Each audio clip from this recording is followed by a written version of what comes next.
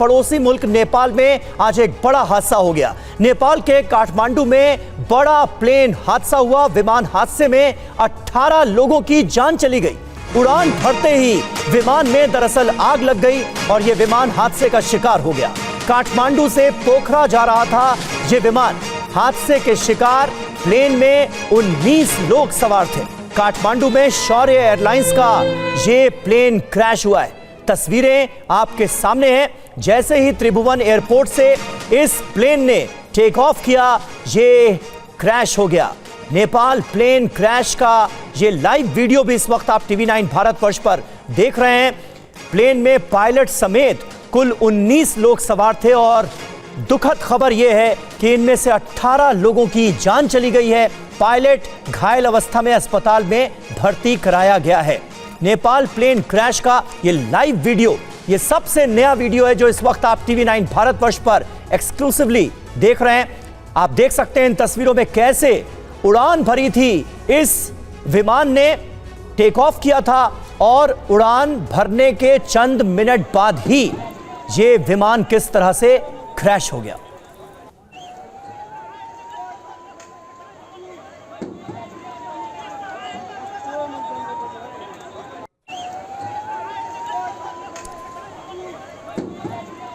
तो देखिए, दो वीडियोस सामने आए हैं इस दुर्घटना को लेकर। ये दोनों तस्वीरें आपके सामने।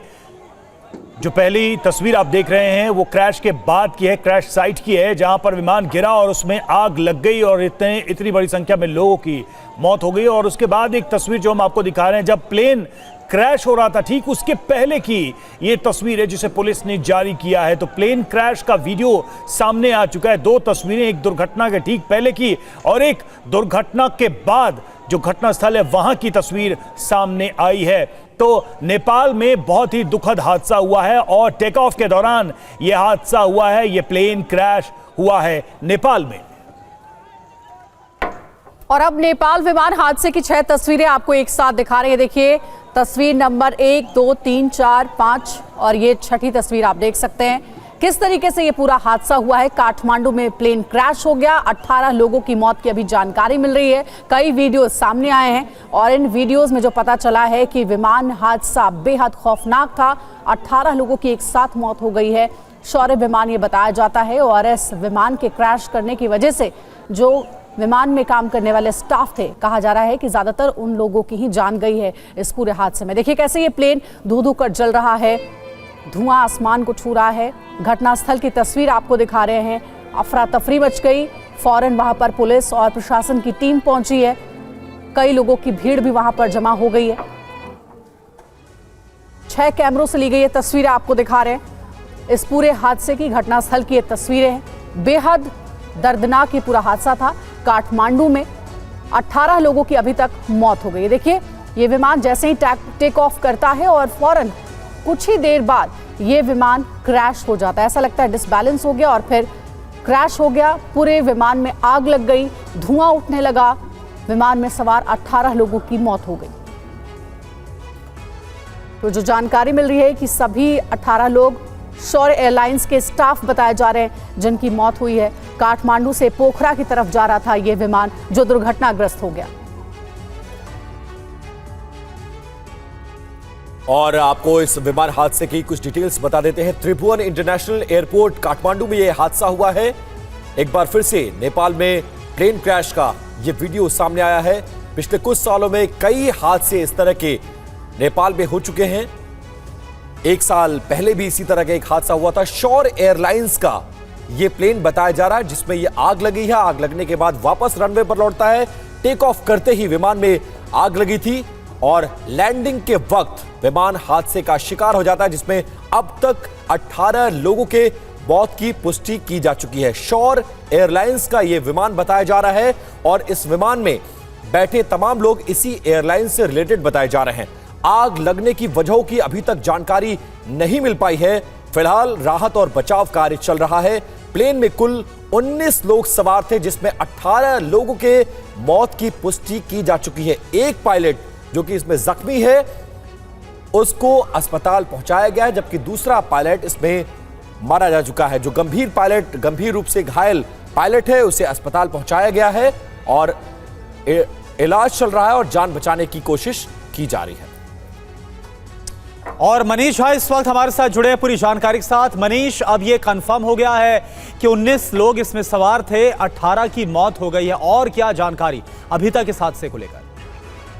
बिल्कुल, देखिए, एक दर्दनाक हादसा, किसी ने भी नहीं सोचा था कि काठमांडू से पोखरा जाने वाली इस प्लेन का ये हश्र होगा, लेकिन टेक ऑफ करते वक्त ही क्या दिक्कत आई अभी इसके बारे में नहीं पता, लेकिन 19 लोग सवार थे और उसमें से अब केवल जो कैप्टन MR साक्य हैं उनके कंडीशन के बारे में नहीं बताया गया कि वो कितने क्रिटिकल हैं, लेकिन उन्हें हॉस्पिटल भेजने की बात एयरपोर्ट अथॉरिटी ने भी कर दी है। निश्चित तौर पर 2024 में इस हादसे के बाद तमाम तरह के सवाल उठ रहे हैं नेपाल के लोकल एयरलाइन सबको लेकर, क्योंकि लगभग हर साल 1-2 ऐसी घटनाएं देखने को मिलती है। पिछले 5 साल में अगर आप देखें तो 100 से अधिक लोगों की मौत हुई है नेपाल में प्लेन क्रैश के जरिए, और उसमें कई इस तरह के प्लेन इंसिडेंट हुए हैं, क्रैश के इंसिडेंट हुए हैं। ये मामला टेक ऑफ का था, कहीं पिछले साल लैंडिंग करते वक्त इस तरह के हादसे हुए थे जब 72 लोगों की मौत। बिल्कुल, उस दौरान ये एयरलाइंस का विमान हादसे का शिकार हुआ था, और इससे पहले तारा एयरलाइंस का भी जो विमान था वो क्रैश हो गया था। बहुत बहुत शुक्रिया। और इस बार ये शौर एयरलाइंस का विमान जो कि टेक ऑफ होते ही क्रैश हो गया। और लौटते हैं देश की खबरों की तरफ। दिल्ली के भजनपुरा इलाके से मर्डर का एक सनसनीखेज वीडियो सामने आया है, जहां एक शख्स पर 17 बार चाकू से हमला किया गया। सीसीटीवी में मर्डर की ये पूरी घटना कैद हुई है। पुलिस ने इस आरोपी को गिरफ्तार कर लिया है। तस्वीरें आप देखिए, ये भजनपुरा इलाका जहां पर एक शख्स पर 1-2 बार नहीं 17 बार चाकू से हमला किया जाता है, और सरेआम हुई इस वारदात ने हर किसी को दहला कर रख दिया। 11 जुलाई की यह वारदात बताई जा रही है। सीसीटीवी फुटेज आपके सामने है। दिल्ली का भजनपुरा इलाका जहां पर सबके सामने इस मर्डर को अंजाम दिया गया। एक शख्स जिस पर जो हमलावर था वो बार बार हमला करता है, 17 वार किए जाते हैं चाकू से, यानी हमलावर ने पूरी तरह से यह तय किया कि जिस पर वो हमला कर रहा है उसकी जान बचे नहीं। पुनीत शर्मा हमारे संवाददाता इस वक्त हमारे साथ मौजूद हैं। पुनीत, ये भयावह वीडियो इस वक्त हम देख रहे हैं। सीसीटीवी फुटेज में हमलावर नजर आ रहा है। 11 जुलाई की यह वारदात है, और क्या जानकारी है, क्योंकि खबर यह भी है कि पुलिस ने आरोपी को गिरफ्तार कर लिया है। बिल्कुल, सीसीटीवी में साफ नजर आता है कि जो पीड़ित का जो मृतक लड़का है वो आराम से खड़ा हुआ था, किसी और शख्स से बात करता है, और वहां पर वो किसी लड़के को एक लात मारता है, लेकिन तभी पीछे से एक लड़का आता है और उसके बाद बहुत ही आराम से तेजी से एक के बाद एक 17 चाकू के वार सुमित नाम के लड़के के चेहरे पर और उसके गर्दन में और पेट पर करता है। वो रुकता नहीं है, लगातार आराम से मारता जाता है, और फिर करीब 17 चाकू मारने के बाद वो आराम से वहां से निकल करके चला जाता है। ये सीसीटीवी फुटेज पुलिस को मिली थी, जिसके बाद लगातार पुलिस 11 तारीख के बाद से इस पूरे मामले की जांच कर रही थी और आरोपी को गिरफ्तार कर लिया गया है। लेकिन ये पूरी जो सीसीटीवी है इस बात की तस्दीक कर रही है कि जो आज के नौजवान लड़के हैं वो लोग जरा भी गुरेज नहीं करते हैं छोटी सी बात में किसी की भी हत्या करने में, और हत्या भी नहीं, ब्रूटल मर्डर इसको कहा जाएगा, जो एक के बाद एक 17 चाकू इस तरीके से सुनित से मारता है और फिर आसानी से वहां पे चला जाता है। फिलहाल पुलिस ने आरोपी लड़के को गिरफ्तार कर लिया है। जी पुनीत, बहुत बहुत शुक्रिया आपका इस जानकारी के लिए। आगे बढ़ते हैं। संसद से सड़क तक बजट पर सियासी घमासान जारी है। लोकसभा में आज से बजट पर चर्चा हो रही है। सदन शुरू होने से पहले विपक्षी सांसदों ने प्रदर्शन किया। विपक्षी दलों ने अब केंद्रीय बजट में भेदभाव को बड़ा मुद्दा बना लिया है। आज संसद की कार्यवाही शुरू होने से पहले विपक्षी सांसदों ने प्रदर्शन किया। विपक्ष के इस प्रदर्शन में सोनिया गांधी, राहुल गांधी, अखिलेश यादव समेत इंडिया ब्लॉक के कई दिग्गज सांसद शामिल हुए। विपक्षी सांसदों के मुताबिक मोदी सरकार का यह बजट भारत के संघीय ढांचे के खिलाफ है। इस बजट में कई राज्यों के साथ भेदभाव किया गया है। इसी अन्याय के खिलाफ इंडिया ब्लॉक के नेताओं ने संसद परिसर में विरोध प्रदर्शन किया। तो संसद में भी विपक्षी दल अब बजट में भेदभाव को लेकर हंगामा कर रहे हैं। बजट पर चर्चा के लिए संसद में 20 घंटे का वक्त दिया गया था, तो कांग्रेस को चर्चा के लिए 4 घंटे का वक्त मिला है। सूत्रों के मुताबिक राहुल गांधी बजट चर्चा में नहीं बोलेंगे। कांग्रेस संसदीय दल की बैठक में राहुल गांधी ने कहा कि एक ही नेता हर मुद्दे पर राय नहीं रखे, पार्टी के दूसरे सांसदों को भी मौका मिलना चाहिए। वो सदन में एक चर्चा में शामिल हो चुके हैं। इसलिए बाकी नेताओं को भी मौका मिलना चाहिए। 20 घंटे बजट पर चर्चा के बाद 30 जुलाई को वित्त मंत्री निर्मला सीतारमण जवाब देंगी। बजट में बिहार और आंध्र प्रदेश को आर्थिक मदद पर सियासी संग्राम जारी है। विपक्षी दलों ने सरकार पर भेदभाव का आरोप लगाया है। चल रहा है केंद्रीय बजट में बिहार को विशेष आर्थिक मदद से जहां मुख्यमंत्री नीतीश कुमार गदगद है, उनकी पार्टी केंद्र में वहीं विशेष राज्य की मांग को लेकर विपक्ष लगातार हमलावर है। विपक्ष ने आंध्र प्रदेश को बजट में विशेष पैकेज पर भी नाराजगी जताई है। विपक्ष का आरोप है कि गठबंधन की मजबूरी की वजह से बिहार और आंध्र प्रदेश को विशेष पैकेज दिया गया है। विपक्ष का कहना है कि गैर एनडीए शासित राज्यों को सरकार ने धोखा दिया है। विपक्ष ने सरकार पर भेदभाव का आरोप लगाया है। Their pressing concerns have been ignored, and this is a desperate budget by a desperate government only to save its government. They do not care about what the local needs of various states are, and that is why India Alliance is protesting. ये budget पूरी तरह से सरकार बचाओ budget है। जनता के लिए इस बजट में कुछ भी नहीं है। सिर्फ सरकार जिन जिन बैसाखियों पर टिकी हुई है, उन राज्यों को लोक लुभावन बातें करके खुश करने की कोशिश की गई है। फिलहाल बजट पर विपक्ष एकजुट होकर सरकार पर दबाव बनाने में जुटा है। विपक्ष सड़क से लेकर संसद तक सरकार को घेरने में जुटा है।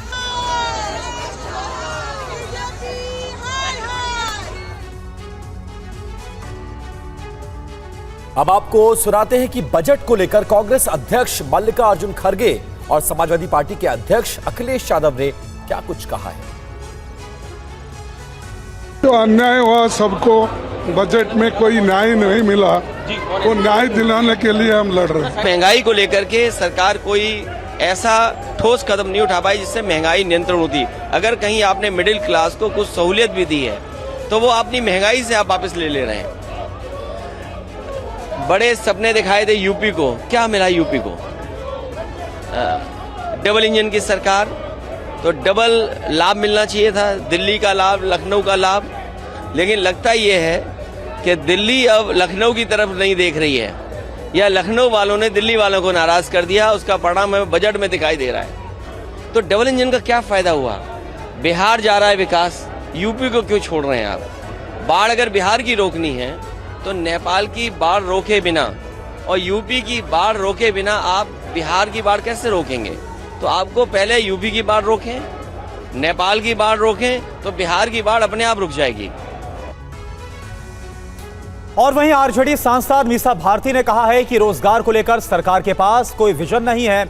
वहीं एसपी सांसद जया बच्चन ने कहा कि मदद के नाम पर राज्यों को गुमराह किया जा रहा है। प्रधानमंत्री जी मुख्यमंत्री के हाथ में जा रहे हैं थमाने। आप बताइए, बिहार का अपना खुद का बजट 2,50,000 करोड़ का होता है, उसमें ये और योजनाएं, ये तो ऑनगोइंग प्रोसेस है। केंद्र सरकार ये जो इन्होंने योजनाएं जो इन्होंने घोषित की है, और कहीं ना कहीं मुझे लग रहा है कि मतलब किसी भी वर्ग के लिए इसमें मिडिल क्लास के लिए कुछ नहीं है, युवाओं के लिए कुछ नहीं, एम्प्लॉयमेंट पे कोई बात नहीं की गई है। कहीं ना कहीं कॉपी पेस्ट और रीपैकेजिंग इसको कर दी गई है। देश को गुमराह मत करिए। यूथ को जो आपने प्रॉमिस किया है नौकरियों का, जो पहले से लोग वेट कर रहे हैं, क्या उनको भी अकोमोडेट करके किया है या ये अलग से 50,000 है? ये सब बेकार की बात है। How are you going to create these jobs? States को तो आपने कुछ दिया नहीं, बिहार को भी गुमराही किया है। क्या दिया है बिहार को? बहुत खुश हो रहे हैं बिहार के लोग। तो विपक्ष के तेवर तल्ख नजर आ रहे हैं। वहीं विपक्ष के इन तमाम आरोपों पर केंद्रीय मंत्री किरेन रिजिजू ने जवाब दिया। लोकसभा में उन्होंने कहा कि विपक्ष बजट पर भ्रम फैला रहा है। बजट बहुत शानदार है और सबने स्वागत किया है, लेकिन अपोजिशन पार्टी ने मिसलीड करने का कोशिश किया है और कहते कि ये सिर्फ 2 राज्य के लिए बजट है। मान लो कि जो 11,11 करोड़ इंफ्रास्ट्रक्चर बनाने के लिए जो कैपिटल एक्सपेंडिचर का एलोकेशन हुआ है, क्या वो 1-2 राज्य के लिए, पूरा देश के लिए होता है? इस प्रकार से जो 3 करोड़ अगर आवास बनाना है वो देश का होता है। वास्तव में पिछड़े राज्य हैं, उनकी अनदेखी की गई। उत्तर प्रदेश जैसे सबसे बड़े राज्य की नाम तक लिया गया, कुछ देना तो दूर है, केवल प्रधानमंत्री को दे दिया गया झुंझुना और कुछ भी नहीं। और इसके अलावा जो चाहिए लोगों को, सरकार बचाए रखने के लिए कुछ को तो पैसा दे रहे हैं, दूसरों का हिस्सा काट रहे हैं। बहुत ही नाइंसाफी है। और आम आदमी पार्टी के सांसद राघव चड्ढा ने कहा कि बजट में दिल्ली के लिए कुछ नहीं है, तो बीजेपी सांसद बृजलाल ने दावा किया कि विपक्ष सिर्फ राजनीति कर रहा है। बजट इजाद किया गया है जिसमें लगभग इस देश का हर वर्ग निराश हुआ है, मात्र 2 व्यक्तियों को छोड़ के, नीतीश कुमार और चंद्रबाबू नायडू।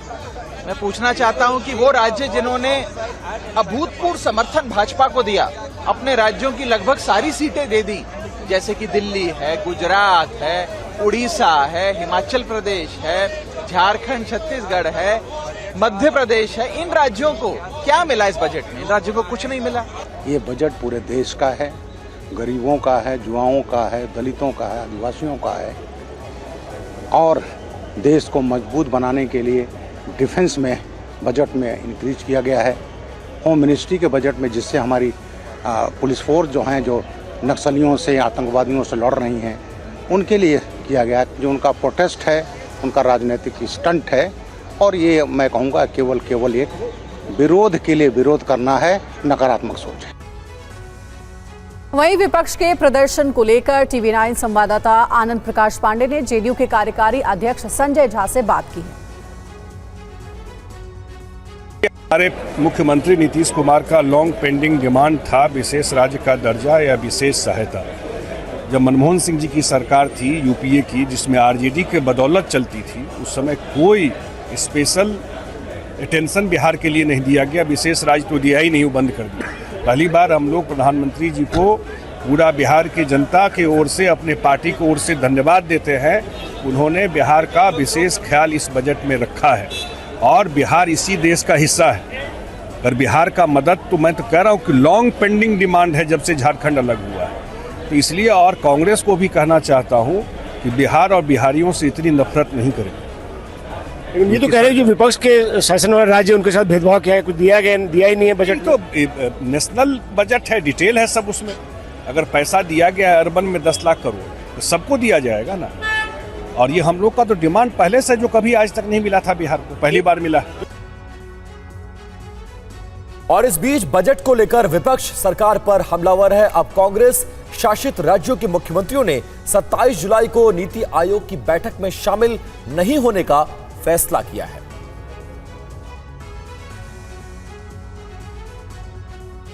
मोदी सरकार 3.0 के पहले बजट को विपक्षी दलों ने भेदभावपूर्ण बताया। इसका प्रभाव नीति आयोग की बैठक में दिखाई दे रहा है।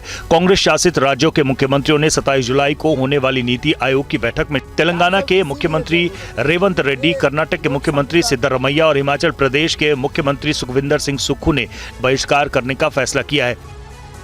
वहीं तमिलनाडु के मुख्यमंत्री स्टालिन ने बजट को राज्य के लिए धोखा बताया है।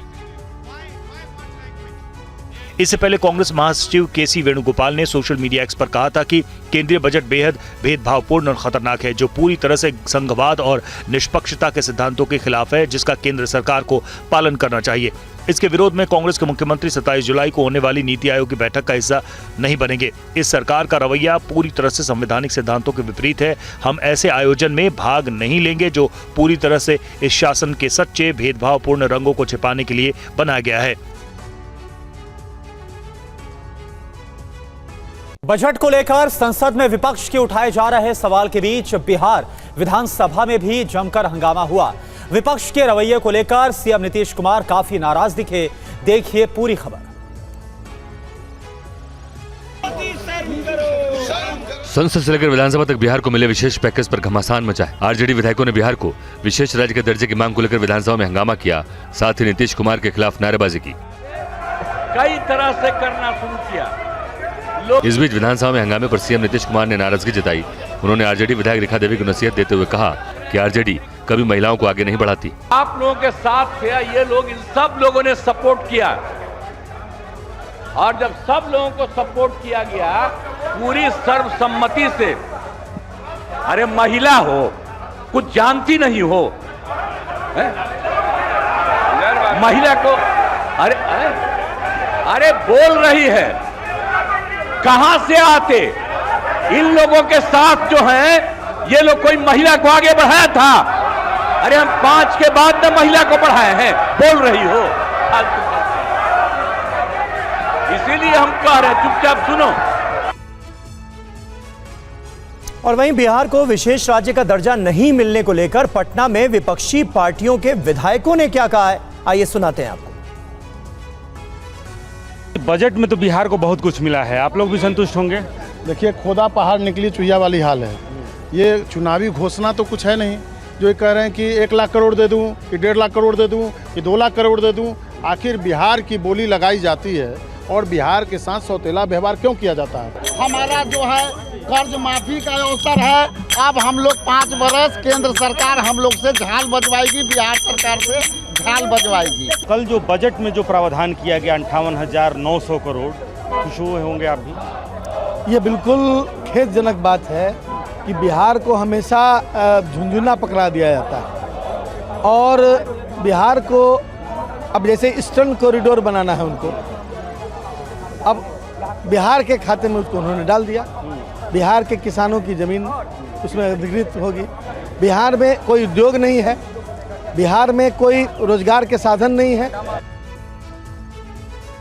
और अब खबर मध्य प्रदेश से, जहां विभाग छीने जाने से नाराज मध्य प्रदेश के मंत्री नागर सिंह चौहान अब मान गए हैं। पार्टी की ओर से उन्होंने बेहतर पद देने का आश्वासन दिया गया।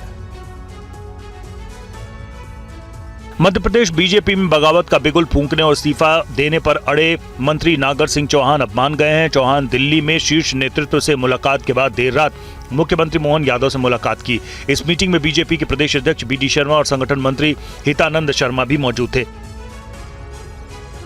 खबर है कि वन और पर्यावरण विभाग रामनिवास रावत को देने के बाद से नाराज चल रहे मंत्री नागर सिंह चौहान की नाराजगी अब दूर हो गई है। देर रात मुख्यमंत्री और प्रदेश अध्यक्ष से मुलाकात के बाद मामला शांत हो गया। बताया जा रहा है कि बैठक के बाद नागर सिंह चौहान को भविष्य में बेहतर पद देने का आश्वासन दिया गया है, जिसके बाद फिलहाल वो मान गए। गौरतलब है कि मंत्री नागर सिंह चौहान पिछले कुछ दिनों से पार्टी से काफी नाराज चल रहे थे।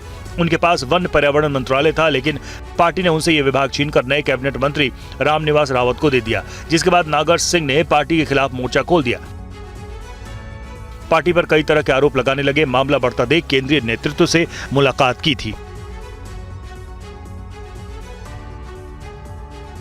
यूट्यूबर एल्विश यादव से ईडी ने कल 9 घंटों तक पूछताछ की है। पूछताछ में कई खुलासे हुए हैं। कोबरा मामले पर एल्विश यादव ने क्या कहा, रिपोर्ट में देखिए पूरी खबर।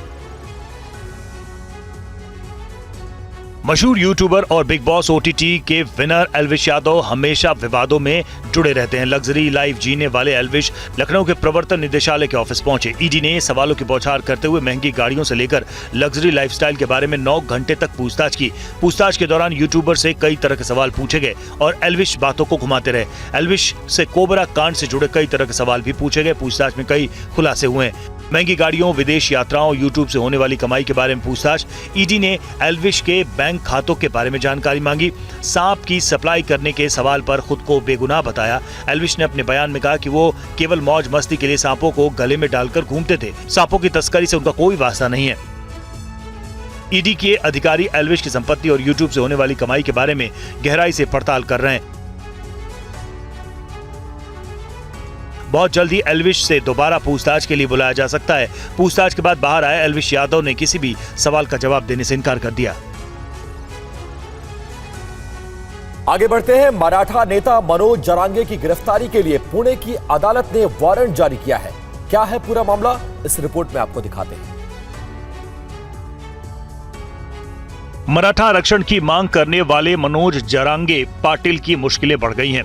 पुणे कोर्ट ने सुनवाई के दौरान हाजिर नहीं होने के खिलाफ अरेस्ट वारंट जारी किया। मामला 2013 का बताया जाता है। जरांगे पर धोखाधड़ी और विश्वासघात का आरोप है। मनोज जरांगे और 2 अन्य आरोपियों ने छत्रपति शिवाजी महाराज और छत्रपति संभाजी महाराज पर नाटक के मंचन के लिए शुभ राजे नाम के शख्स से 6 शो के लिए 30 लाख रुपए की पेशकश की थी, जिसमें उन्हें सिर्फ 16 लाख रुपए मिले, बाकी अब तक नहीं दिए गए। इसी मामले में शंभू राजे ने कोर्ट में शिकायत दर्ज करवाई है। जरांगे सुनवाई की तारीख पर हाजिर नहीं हुए, जिसके बाद उन्हें गिरफ्तार करने का आदेश जारी किया गया। इस बीच मराठा आरक्षण आंदोलन के तहत अनशन पर बैठे मनोज जरांगे ने अपना अनशन स्थगित करने की घोषणा की है। इस घोषणा की वजह जरांगे ने रात में सलाइन दिया जाना बताया है। कहा है कि सलाइन लगाकर अनशन करने का कोई मतलब नहीं है। जरांगे ने राज्य सरकार को 13 अगस्त तक मांगे पूरी करने का अल्टीमेटम दिया है।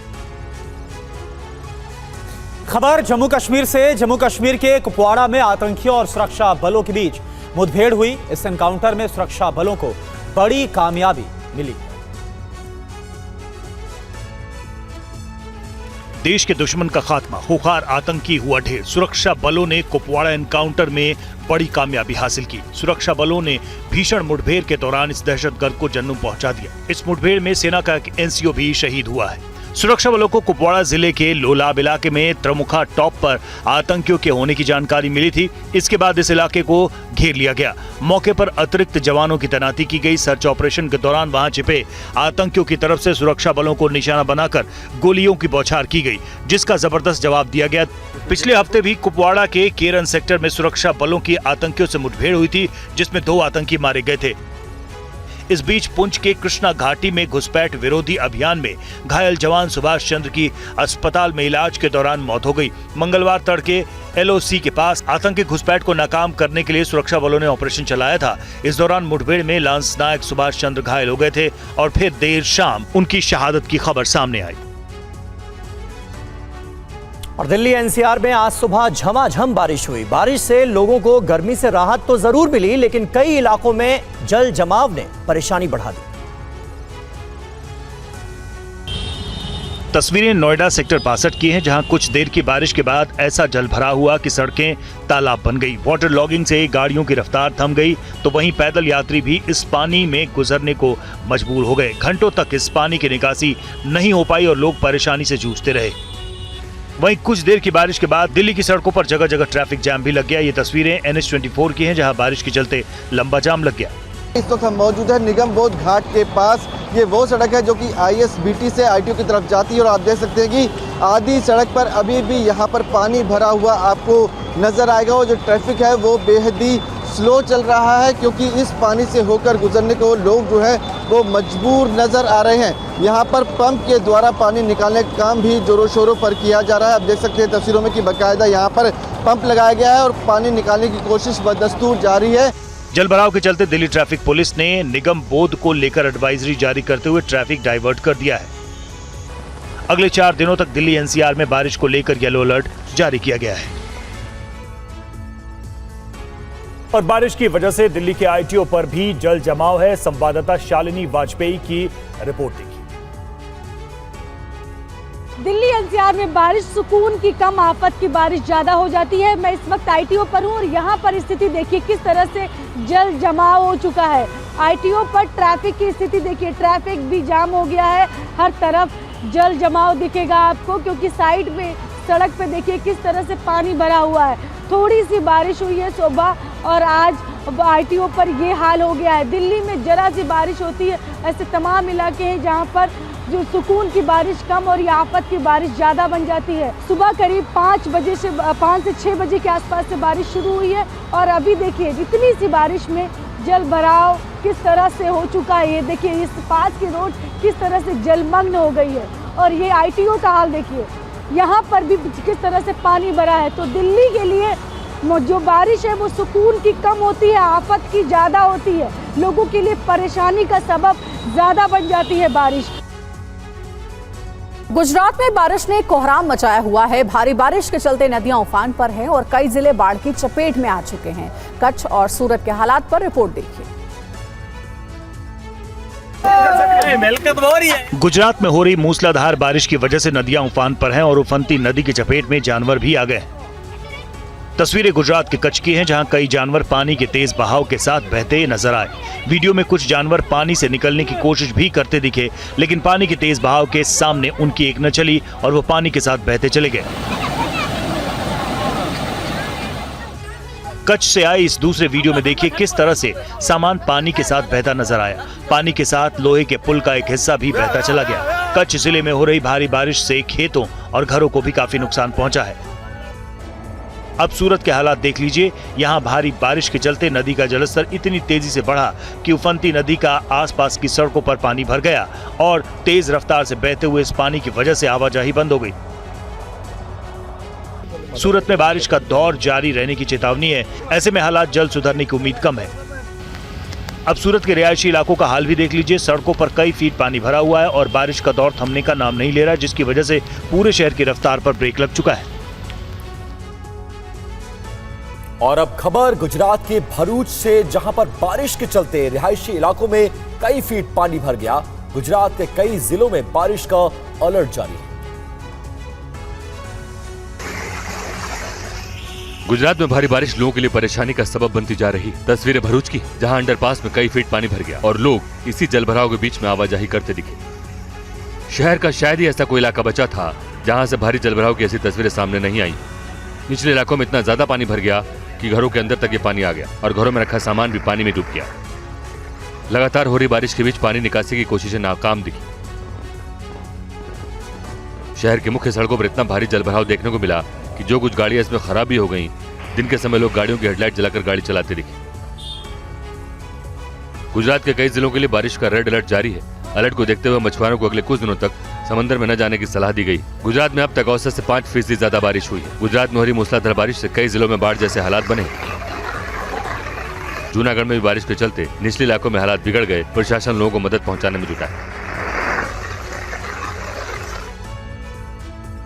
और वहीं उत्तराखंड में बारिश के बीच हादसों का सिलसिला जारी है। एक बार फिर से उत्तरकाशी में लैंडस्लाइड के बाद हाईवे बंद हो गया। उत्तरकाशी में लगातार पहाड़ों के दरकने से यात्री परेशान हैं। एक बार फिर गंगोत्री यमुनोत्री हाईवे पर पहाड़ों से मलबा गिरा है। गंगोत्री नेशनल हाईवे पर निताला, बिशनपुर और भटवाड़ी के पास भारी लैंडस्लाइड होने से रास्ता बंद हो गया। तो वहीं यमुनोत्री नेशनल हाईवे पर डाबरकोट के पास पहाड़ दरके हैं, जिसकी वजह से रास्तों पर भारी मलबा आ गया। लैंडस्लाइड वाली जगह के दोनों ओर आवाजाही बंद होने से दोनों ओर बड़ी संख्या में यात्री फंसे हैं। रास्ते से मलबा हटाने का काम जारी है। उत्तराखंड में इन दिनों चारधाम यात्रा चल रही है। ऐसे में बारिश के बीच हो रही लैंडस्लाइड की वजह से यात्रियों को खासी परेशानी का सामना करना पड़ रहा है। 3 दिन पहले केदारनाथ पैदल मार्ग पर लैंडस्लाइड की चपेट में आने से कुछ श्रद्धालुओं की जान चली गई थी और कई यात्री घायल हुए थे। फिलहाल उत्तराखंड में बारिश का दौर जारी रहेगा। आज भी प्रदेश के जिलों के लिए बारिश का ऑरेंज और येलो अलर्ट जारी किया गया है। जिन इलाकों में बारिश का अलर्ट है, वहां लोगों से मौसम का हाल देखकर ही घर से बाहर निकलने की अपील की जा रही है। मध्य प्रदेश के छतरपुर में धसान नदी में अचानक जल स्तर बढ़ने की वजह से 58 लोग फंस गए। काफी मशक्कत के बाद एसडीआरएफ की टीम ने सभी को बचाया। ये मध्य प्रदेश के छतरपुर की तस्वीर है, जहां धसान नदी में अचानक तेज बहाव के चलते 58 लोग फंस गए। ये सभी लोग कई घंटे तक टापू में फंसे रहे। जहां ये लोग फंसे थे वो जगह जिला मुख्यालय से 90 किलोमीटर दूर है। तेज बहाव के चलते किसी की हिम्मत नहीं हो रही थी कि उन्हें बचाया जाए। प्रशासन को खबर मिली तो एसडीआरएफ की टीम को बुलाया गया। काफी मशक्कत के बाद टापू पर फंसे चरवाहों को सुरक्षित बचाया गया। दरअसल एमपी के छतरपुर जिले के घुआरा क्षेत्र के गांव कुटोरा के पास धसान नदी में अचानक बाढ़ आ जाने से नदी के उस पार गए 58 चरवाहे और मजदूर बाढ़ में फंस गए। बताया जा रहा है कि नदी के टापू नुमा स्थान पर मंदिर भी है। मंदिर पर निर्माण कार्य चल रहा था। मजदूर वहां अपने मवेशी चराने के लिए नदी को पार करने गए थे। अचानक धसान नदी में उफान आ गया, जिससे टापू पर 58 लोग फंस गए। बताया जा रहा है कि कल दोपहर से ही 58 लोग नदी के उस पार टापू नुमा स्थान पर फंसे रहे। शाम करीब 7 बजे एसडीआरएफ की टीम मौके पर पहुंची और करीब 2 घंटे की कड़ी मशक्कत के बाद सभी चरवाहों को सुरक्षित बाहर निकाल लिया गया। अगली खबर महाराष्ट्र से है, जहां माटुंगा स्टेशन पर बड़ा हादसा टल गया। 60 सेकंड्स में देखिए रिपोर्ट।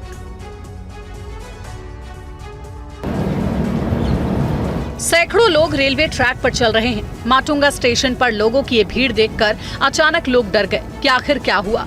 पता चला कि ये सभी लोग खुशकिस्मत हैं जो ट्रेन हादसे में बच गए। बताया जाता है कि मध्य रेलवे के माटुंगा स्टेशन पर फास्ट ट्रक के ओवरशेड पर बांस गिर गया। ट्रेन के पायलट ने फौरन ट्रेन रोकी, जिसकी वजह से बड़ा हादसा टल गया।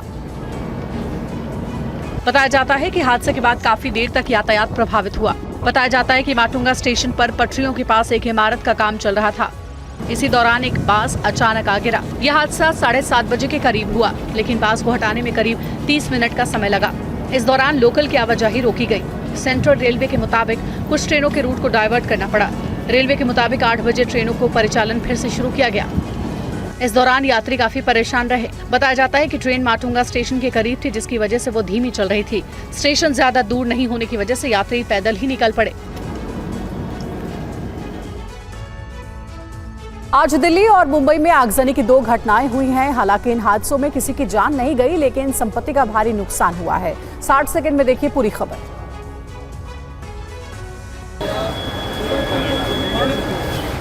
अग्निकांड की ये तस्वीरें दिल्ली के नरेला इंडस्ट्रियल एरिया की है, जहां फुटवेयर बनाने वाली एक फैक्ट्री में भीषण आग लग गई। आग इतनी तेजी से फैली कि इसने पूरी बिल्डिंग को अपनी चपेट में ले लिया। फैक्ट्री में रखा सारा सामान इस भीषण अग्निकांड में जलकर खाक हो गया। फुटवेयर फैक्ट्री में लगी आग के चलते धुएं का गुबार पूरे इलाके में फैल गया। दमकल विभाग की 22 गाड़ियों ने किसी तरह आग पर काबू पाया। हादसे की दूसरी तस्वीर मुंबई से आई है, जहां एक हाई राइज बिल्डिंग में आज आग लग गई। हादसा मुंबई के जोगेश्वरी इलाके में हुआ, जहां एक हाई राइज बिल्डिंग की 14वीं मंजिल पर भीषण आग लग गई। आग लगने की वजह का खुलासा नहीं हो पाया है। आग की सूचना पाकर फायर ब्रिगेड की गाड़ियां मौके पर पहुंची और कड़ी मशक्कत के बाद आग पर काबू पाया। समय रहते बिल्डिंग से लोगों को सुरक्षित बाहर निकाला गया। इस हादसे में किसी के घायल होने की खबर नहीं है, लेकिन आग लगने से बिल्डिंग के कई फ्लोर को भारी नुकसान हुआ है।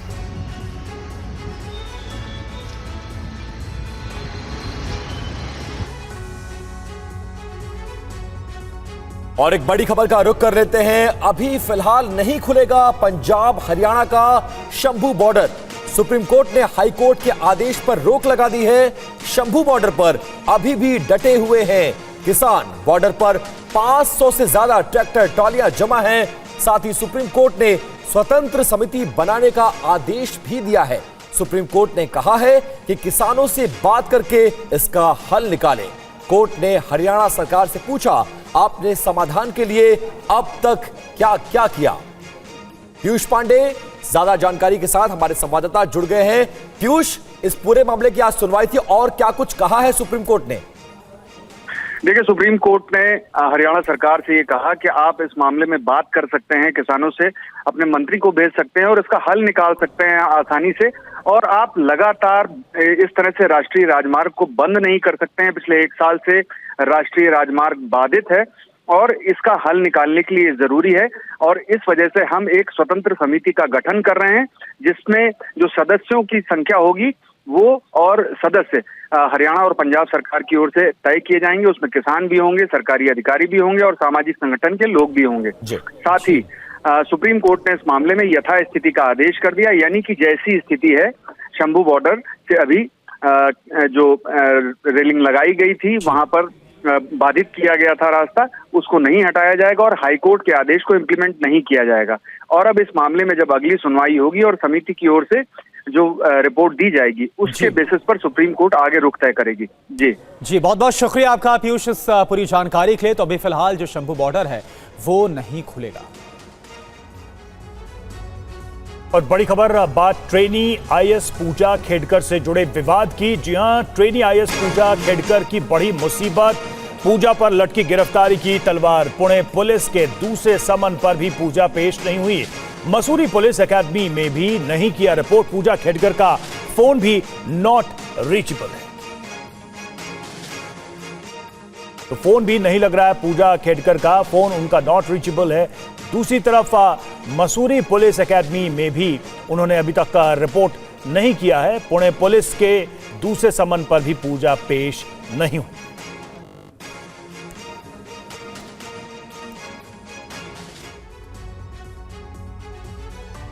और ऐसे में सवाल उठता है कि क्या पूजा खेडकर लापता हो गई हैं? यह सवाल इसलिए क्योंकि पूजा खेडकर कहां है इसकी कोई जानकारी किसी को नहीं है। पूजा को 17 जुलाई को पुणे पुलिस कमिश्नर ऑफिस में पेश होना था, वहां 2 समन के बावजूद वो नहीं पहुंची।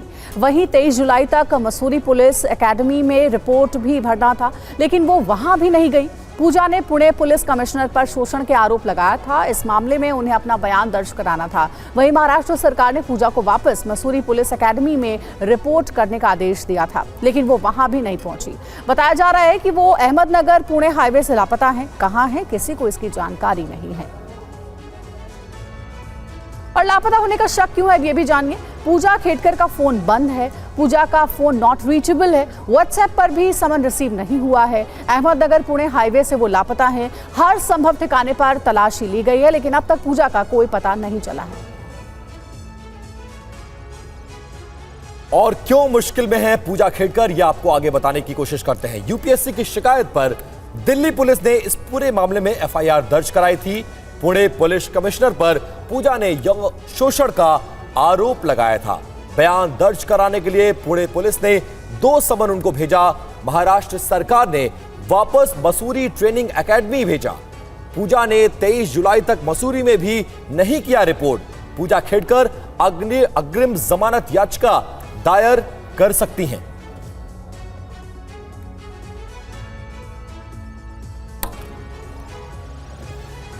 और इससे जुड़ी बड़ी खबर आपको बताएं, पूजा के फर्जी सर्टिफिकेट की जांच होगी। वाईसीएम अस्पताल के डॉक्टर्स की बढ़ी मुश्किल।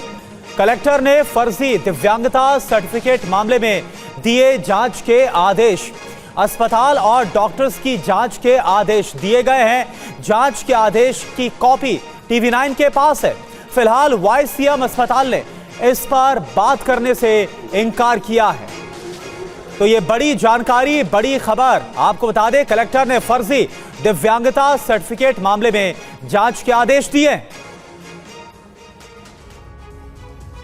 और देखिए, फर्जी दिव्यांग सर्टिफिकेट मामला, कैसे इसमें पूजा की बढ़ेगी मुश्किल, ये देखिए। पुणे के वाईसीएम अस्पताल ने जारी किया था सर्टिफिकेट देने वाले डॉक्टर सहायकों की अब जांच शुरू हो गई है। गड़बड़ी में अस्पताल के शामिल होने की भी जांच हो रही है। पुणे कलेक्टर ने हर मददगार की पहचान के आदेश दिए।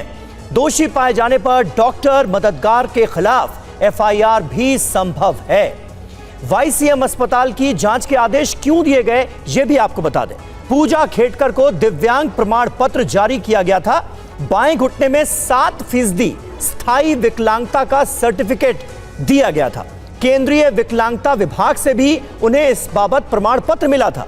क्या वाईसीएम अस्पताल से यह फर्जी प्रमाण पत्र मिला, यह सवाल है। क्या सर्टिफिकेट देने के लिए इसके बदले में पैसे भी लिए गए?